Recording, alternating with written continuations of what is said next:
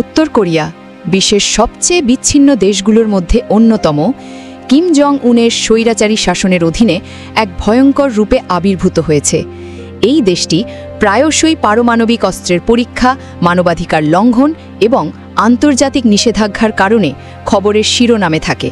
Kim Jong উনের শাসন ব্যবস্থা জনগণের উপর কঠোর নিয়ন্ত্রণ আরোপ করে রেখেছে, যেখানে ভিন্ন মত পোষণকারীদের জন্য রয়েছে কি চরম শাস্তি।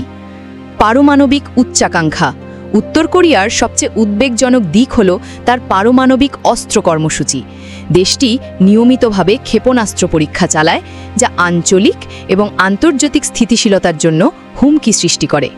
কিম জং উন বিশ্বাস করেন যে পারমাণবিক অস্ত্র তার শাসন টিকিয়ে রাখার একমাত্র উপায়।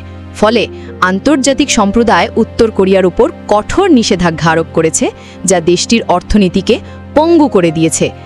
মানবাধিকার লঙ্ঘন। উত্তর কোরিয়ায় মানবাধিকার পরিস্থিতি অত্যন্ত ভয়াবহ।